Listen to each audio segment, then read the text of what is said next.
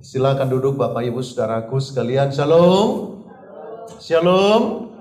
Apa kabar kita hari ini? Baik, amin. Haleluya. Wajah-wajah yang luar biasa, wajah-wajah yang diberkati oleh Tuhan. Baik, saya mengajak kita untuk membuka Alkitab bersama-sama ya. Dari Mazmur pasal yang ke-27, Mazmur 27 ayat yang ke-4 sampai ayat yang ke-6. Mazmur 27 ayat 4 sampai ayat yang ke-6.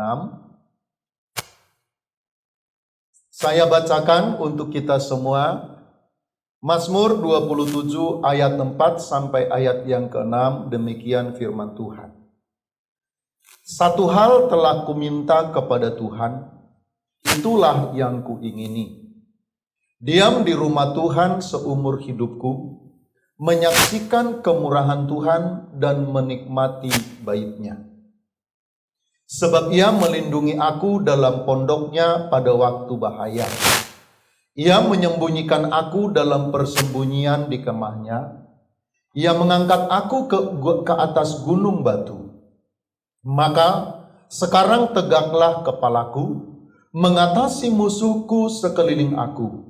Dalam kemahnya aku mau mempersembahkan korban dengan sorak-sorai. Aku mau menyanyi dan bermazmur bagi Tuhan. Saudaraku sekalian yang dikasihi Tuhan, saya mengerti ayat-ayat yang kita baca ini akan berbicara banyak hal kepada kita. Namun kekasih-kekasih Tuhan Yesus Kristus, pada kesempatan ini saya ingin membagikan kepada saudara, kepada kita, salah satu barangkali muatan dari kebenaran atau muatan dari ayat-ayat yang kita baca, salah satu di antaranya. Kalau kita memperhatikan kekasih-kekasih Tuhan, judul perikop dari ayat bacaan kita ini adalah aman dalam perlindungan Tuhan. Mazmur ini ditulis oleh Daud. Karena itu, saudaraku sekalian, tentu saja apa yang ditulis oleh Daud atau pemazmur di dalam ayat-ayat yang kita baca ini merupakan pengalaman hidupnya, merupakan pengalaman hidup penulisnya. Dan apa pengalaman itu, kekasih-kekasih Tuhan? Ternyata pengalaman yang dialami oleh pemazmur ini sama seperti pengalaman yang dialami setiap orang percaya atau semua orang percaya pada segala zaman yang harus berhadapan dengan dunia yang semakin rusak. Yang harus berhadapan dengan dunia yang semakin rusak, yang tentu saja saudaraku sekalian yang dikasihi Tuhan, dalam hal itu berhadapan dengan orang-orang yang bertabiat jahat, orang-orang yang berpikiran jahat, orang-orang yang memiliki gaya hidup dan nilai-nilai yang tidak benar. Semua orang percaya segala zaman akan mengalami hal ini. Itu pula lah yang dialami oleh pemazmur di dalam hidupnya. Ia berhadapan dengan dunia yang semakin rusak. Ia berhadapan dengan dunia yang semakin tidak menjadi baik. Ia berhadapan dengan dunia yang semakin tidak bisa dijadikan sebagai tempat yang baik, sebagai tempat yang nyaman. Di sisi lain harus berhadapan dengan para penduduk dunia ini yang semakin jahat dalam segenap hidup mereka. Sebagai akibatnya, saudaraku sekalian yang dikasihi Tuhan Yesus Kristus, tentu orang-orang percaya, para umat Tuhan, akan terimbas dari keadaan dunia, akan terimbas dengan orang-orang jahat dengan segala kelakuannya yang ada di sekitar mereka. Orang-orang jahat ini ada di tengah-tengah umat Allah. Hidup di mana umat Allah hidup.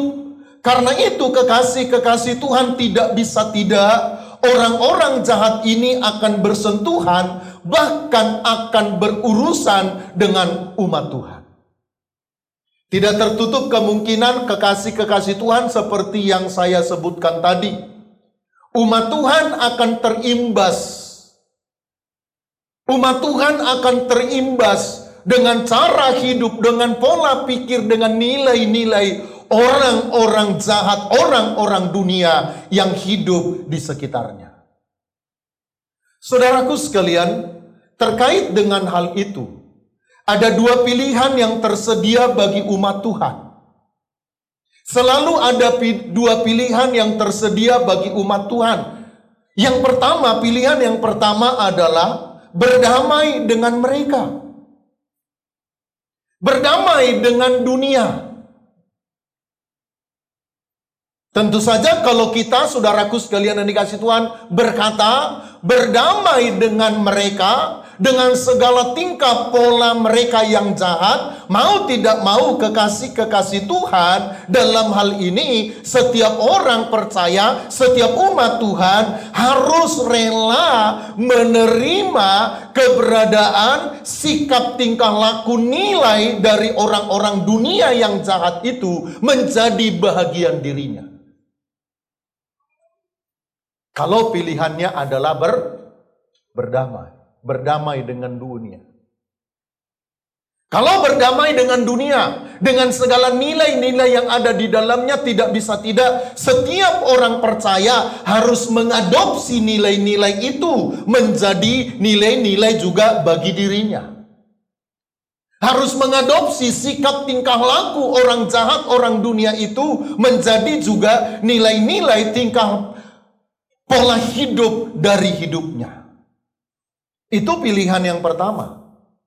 Atau pilihan yang kedua, kekasih-kekasih Tuhan, pilihan yang kedua adalah sabar bertahan dan menjauhkan diri dari yang jahat tersebut.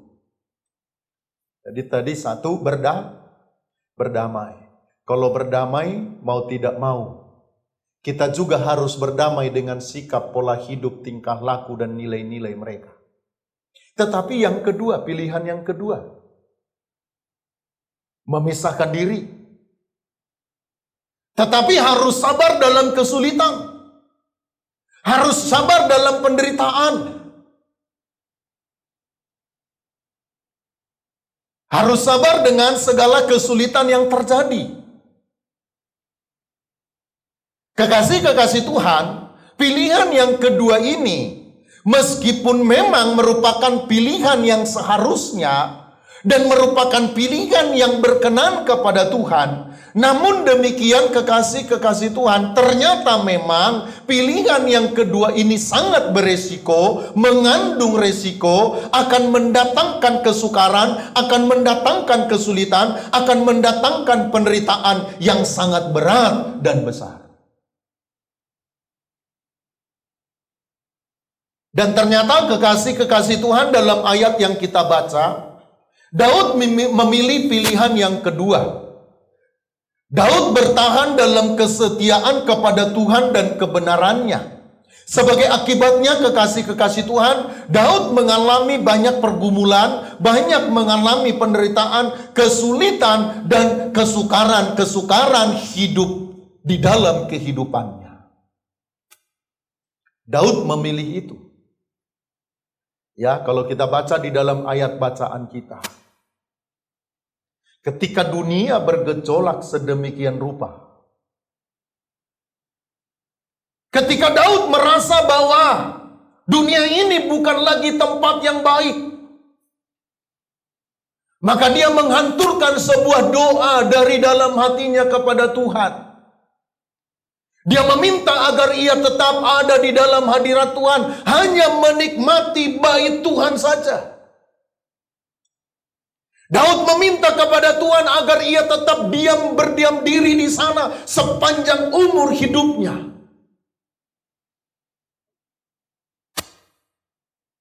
Ini pilihan-pilihan yang harus dilakukan, diambil oleh setiap orang hari ini di dalam hidupnya.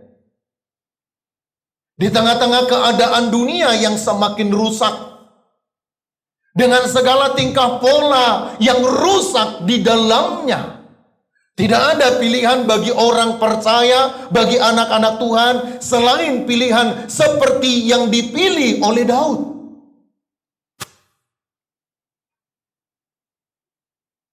Di dalam ayat yang kelima, saudaraku sekalian yang dikasihi Tuhan, seperti yang kita baca tadi, Daud menyebutkan bahwa dengan pilihannya itu kekasih-kekasih Tuhan, ia menyembunyikan dirinya di tempat persembunyian yang seharusnya.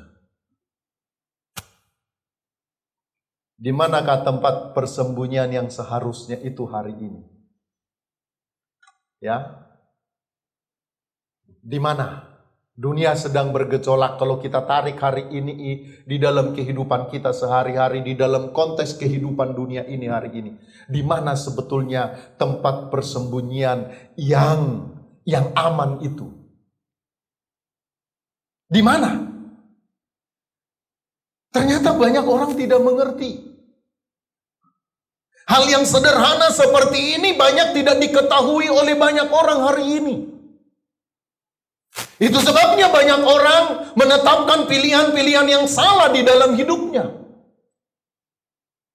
Di mana tempat persembunyian yang aman bagi kita? Di mana tempat persembunyian yang akan menghindarkan kita dari kerusakan, yang akan menghindarkan kita dari segala musuh, yang akan menghindarkan kita dari segala sesuatu yang ingin merenggut kehidupan kita?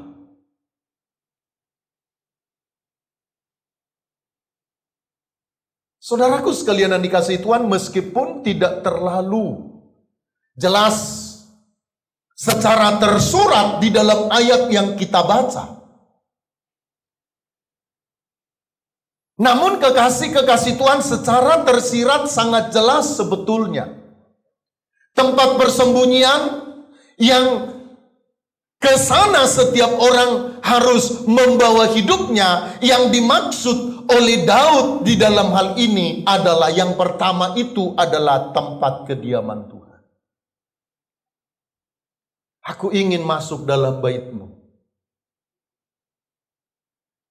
Aku ingin masuk di dalam tempat kediaman-Mu. Satu hal telah ku minta, diam di rumah Tuhan seumur hidupku. Ngapain di sana, saudaraku? Menikmati kasih-Nya. Kediaman Tuhan tentu saja bukan gedungnya. Kediaman Tuhan itu tentu saja bukan gedung gereja atau gedung bait Allah. Tetapi tempat kediaman Tuhan tentu adalah hadirat-Nya. Hadirat-Nya yang bisa kita hampiri di tempat kediaman-Nya, yaitu rumah-Nya. Itulah tempat persembunyian yang sebenarnya. Tidak ada tempat yang lebih baik, tidak ada tempat yang lebih aman untuk berlindung dari segala sesuatu yang mengancam jiwa kecuali tempat kediaman Tuhan. Karena itu keputusan untuk menghampiri Tuhan dan memasuki hadirat-Nya di tengah-tengah dunia yang sedang bergejolak merupakan langkah terbaik yang bisa dan yang harus diambil setiap orang percaya di dalam kehidupannya. Saya mengajak kita, kekasih-kekasih Tuhan, yuk mengerti tempat mana yang harus kita tuju. Di saat-saat seperti ini, kekasih-kekasih Tuhan, di mana seharusnya kita menempatkan diri kita, di mana seharusnya tempat yang kita memasukkan, menyisipkan diri kita ke situ. Tidak ada tempat yang lebih aman. Tidak ada tempat persembunyian yang lebih aman Selain daripada hadirat Tuhan, selain daripada kita menikmati persekutuan dengan Tuhan.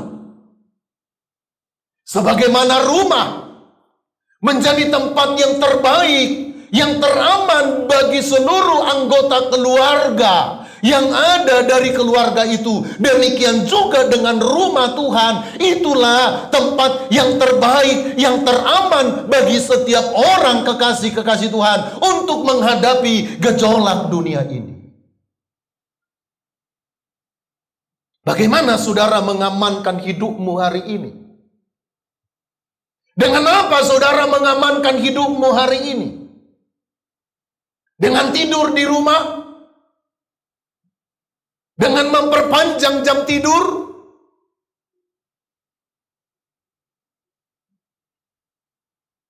Percayalah, kalau sudah saatnya mau dimanapun kekasih-kekasih Tuhan itu sudah akan tiba. Nggak ada tempat yang terbaik selain saudara dan saya ada di dalam hadirat Tuhan. Dimanapun kita berada.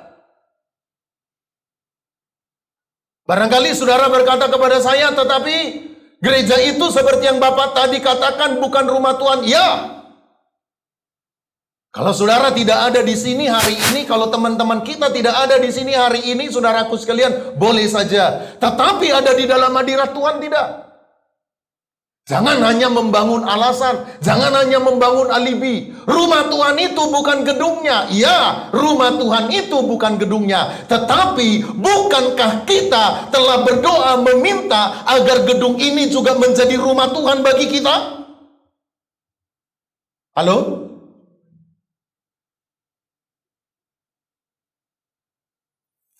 Bukankah kita sudah berdoa kepada Tuhan, inilah rumahnya?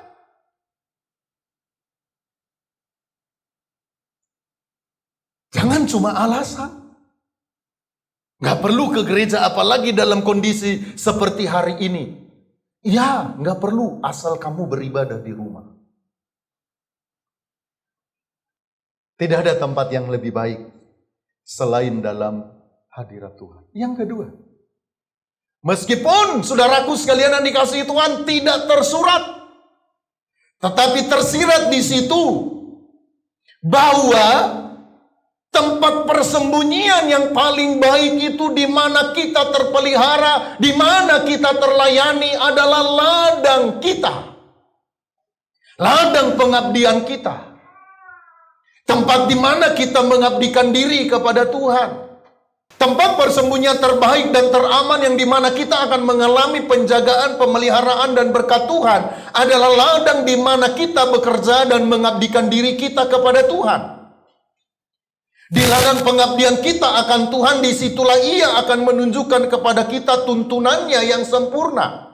Di tempat itu juga lah Ia akan memperlihatkan kepada kita penjagaannya, kekuatannya, agar kita mampu melakukan segala tugas kita.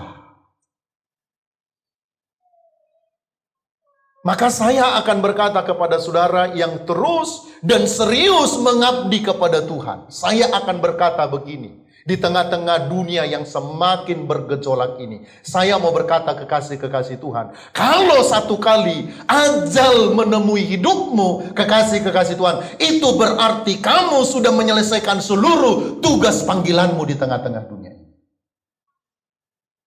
Jadi kalau orang baik itu meninggal, itu berarti tugasnya sudah selesai.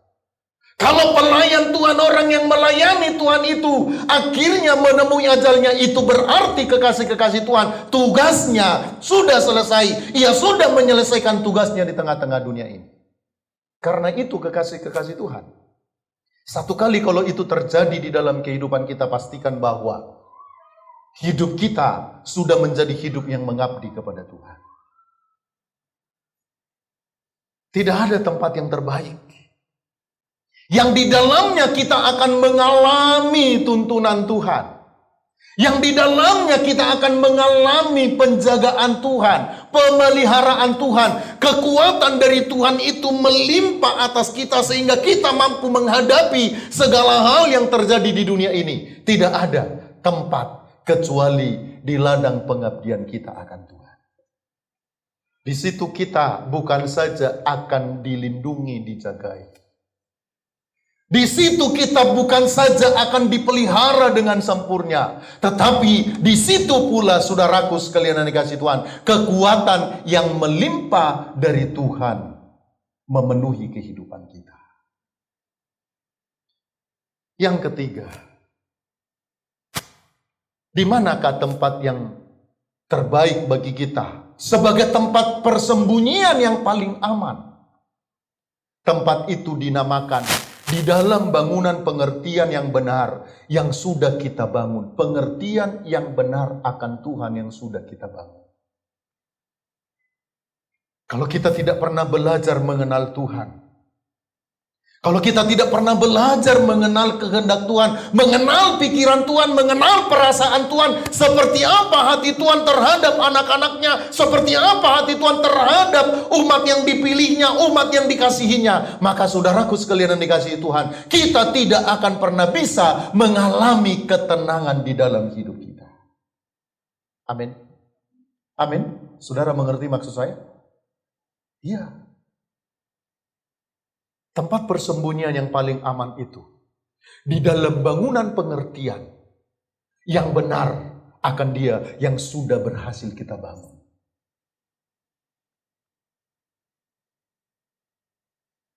Maka siapa orang yang paling takut hari ini? Orang yang paling takut hari ini adalah orang yang tidak mengenal Tuhannya. Orang yang paling takut hari ini adalah orang-orang yang paling tidak mengenal isi hati Tuhannya terhadap dirinya. Kalau kita mengenal seperti apa hati Bapa kita kepada kita, saudaraku sekalian yang dikasihi Tuhan, kita akan merasa aman. Amin. Amin. Aduh. Ya. Kalau Yosia Renol tahu, Bapakku ada bersama dengan aku. Tidak dibiarkannya aku. Dijagai, dilindungi. Masihkah dia takut? Dia menjadi takut karena apa? Karena dia tidak tahu ada Bapaknya yang menjaga hidupnya. Tapi kalau kita tahu ada Bapa yang menjaga hidup kita dengan sempurna, yang menuntun kita, yang menyertai kita, yang akan terus menjaga kita dengan sempurna, apa yang kita takutkan? Amin. Amin. Lalu, waduh, ini baru ibadah pertama Bapak marah-marah. Bukan marah. Ya, bukan. Tapi supaya kita mengerti. Kita kadang-kadang sebagai orang kita kadang-kadang bersikap, bertingkah laku, berprasangka, berpikiran seperti orang yang tidak tahu siapa itu Tuhan. Seperti orang yang tidak mengenal seperti apa Tuhan kita. Ya. Sehingga kita mendekatinya pun takut. Ayo jangan aneh. Amin. Amin. Waspada boleh. Amin. Kita bukan mau gagah-gagahan seperti yang saya katakan kemarin. Bukan mau gagah-gagahan. Kita beribadah hari ini bukan mau gagah-gagahan. Tapi kita karena percaya dan karena kita mengerti satu hal. Rumah Tuhan ini tidak bisa kita biarkan. Saudaraku sekalian, lampu-lampu di dalamnya padam terus. Lampu di dalam rumah Tuhan harus kita nyalakan. Di dalam rumah Tuhan yang sudah kita tetapkan dan sudah kita doakan menjadi tempat kediaman Tuhan, harus kita perdengarkan pujian penyembahan kita kepada Tuhan. Rumah Tuhan ini harus kita datangi. Rumah Tuhan ini harus kita kunjungi. Karena apa, saudaraku sekalian? Ini lambang kehadiran Tuhan dan pemeliharaan Tuhan bagi kita di tengah-tengah dunia ini. Amin. Amin. Iya. Izinkan Tuhan bekerja di dalam hidup kita. Jangan menjadi orang yang paranoid, seperti orang yang tidak mengenal Tuhan. Tapi jadilah orang-orang Kristen yang benar, yang mengenal Tuhan, yang sekaligus berjaga-jaga mengamankan diri kita dengan baik. Amin. Haleluya.